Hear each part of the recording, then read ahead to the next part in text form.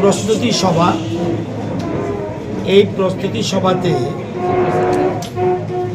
আজকে আমাদের সাথে ছিলেন, আমার ডান দিকে যিনি বসে আছেন উনি এডিসি এলাকার কৃষি দপ্তরের মন্ত্রী আমাদের ভবরঞ্জন রিয়াং মহোদয়। আমার বাঁ দিকে যিনি আছেন ডাইরেক্টর এগ্রিকালচার। এছাড়া এখানে উপস্থিত আছেন জেলা পরিষদের সকল সভাধিপতি, সহকারী সভাধিপতি এবং জেলা পরিষদের এগ্রি স্ট্যান্ডিং কমিটির চেয়ারম্যানরা এবং রাজ্য ফার্মার্স ক্লাবের প্রধান যিনি উনিও আছেন, ডাইরেক্টর এগ্রিকালচার আছেন, হর্টিকালচার আছেন, ফিশারি আছেন, এআরডিডি আছেন, এগ্রিকালচার কলেজের প্রতিনিধি আছেন, ফিশারি কলেজের প্রতিনিধি আছে, ভেটেরিনারি কলেজের প্রতিনিধি আছে।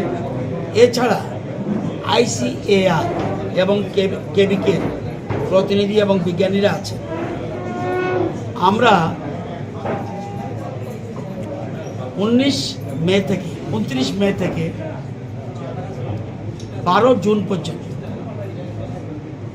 সারা রাজ্যে আমরা বিকশিত কৃষি সংকল্প অভিযান অর্থাৎ ভারত কৃষি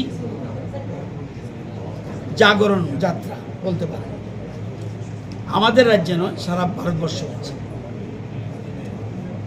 উদ্দেশ্যটা হলো কিভাবে আমরা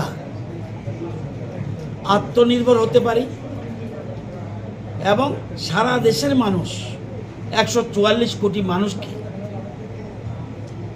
আমরা কিভাবে খাদ্যের নিশ্চয়তা প্রদান করতে পারি। মূল জিনিস অন্ন, খাদ্যে কিভাবে নিশ্চয়তা দিতে পারি এবং এই জন্য কী কী করা উচিত এবং কেন্দ্রীয় সরকার কী করছে, আমাদের বিজ্ঞানীরা কী করছে, আমাদের দপ্তরগুলি কী করছে, এগুলি মানুষকে জানানো এবং অ্যাওয়ারনেস প্রোগ্রাম। কখন অ্যাওয়ারনেস প্রোগ্রাম? সামনে যেটা আসছে এটা হলো খারিফ সিজন। আমাদের দুটো সিজন আছে, একটা রবি সিজন, একটা খারিফ সিজন। খারিফ সিজনের আগে আমাদের রাজ্যে কৃষকদের অ্যাওয়ারনেস করা, মানুষকে সচেতনতা দেওয়া যে আমাদের কি কি করা উচিত, কেন্দ্রীয় সরকার রাজ্য সরকার কী করছে, আমাদের এগ্রি টেকনোলজি কী কী আছে। আমরা নর্মাল চাষের মতো না, এগ্রি টেকনোলজি কী কী আছে আমাদের কৃষকরা জানে না অনেকটা। এই এগ্রি টেকনোলজি কী কী আছে এবং কেন্দ্রীয় প্রকল্প কী কী আছে, রাজ্যের কী কী প্রকল্প আমরা কৃষকদের দিই এবং এছাড়া বিজ্ঞানসম্মত চাষ কিভাবে হবে, কৃষকদের সুবিধা কী, কৃষকদের অসুবিধা কী, তাইদের চাহিদা কী।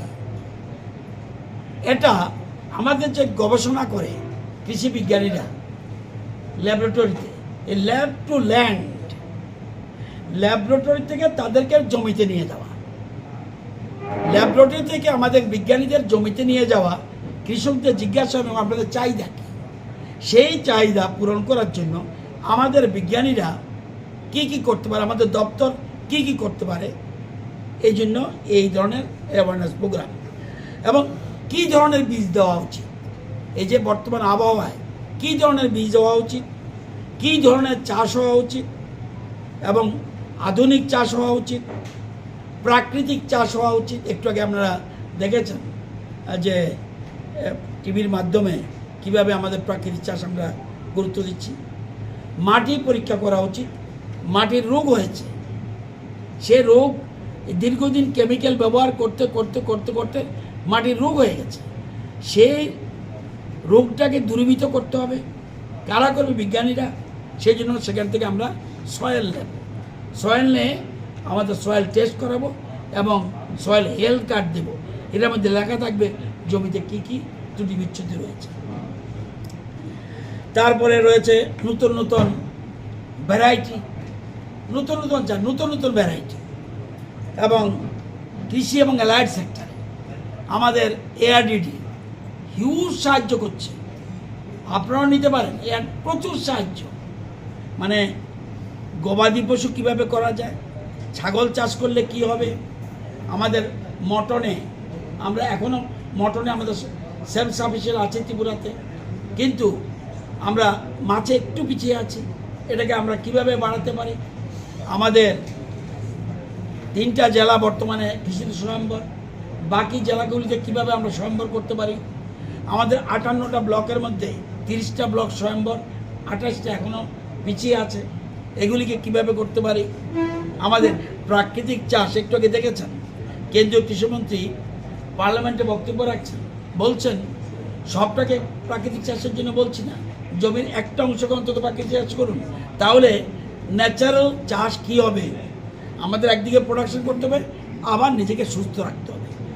এই জন্য আমরা রথযাত্রা, কৃষি রথযাত্রা আমরা শুরু করছি, এবং এটা সারা রাজ্যে 864টা প্লেসে, 864টা প্লেসে কমপক্ষে 1,72,000 কৃষকের কাছে পৌঁছার চেষ্টা করব।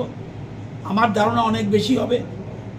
864 স্পটে 864টা মিটিং হবে কৃষকদের প্রতিদিন, এবং প্রতিদিন 72টা মিটিং হবে ত্রিপুরা রাজ্যে। এই যে 8টা জেলা 72টা মিটিং হবে প্রতিদিন, এবং ডিস্ট্রিক্টে 3টে করে কমিটি থাকবে। সব টিমে বিজ্ঞানীরা থাকবে, সব টিমে আমাদের দপ্তর, বিভিন্ন দপ্তরের প্রতিনিধিরা থাকবে। প্রতিটি কমিটি 3টা করে মিটিং করবে, এবং কমপক্ষে 200, কমপক্ষে উপরে 300, 400, 500 করে কৃষক থাকবে। আমরা 200 করে হলে আমরা 1,72,000 বলছি, কিন্তু আমরা চাইছি সব কৃষকের কাছে পৌঁছার জন্য। এই জন্য আজকে প্রিপারেটরি মিটিং।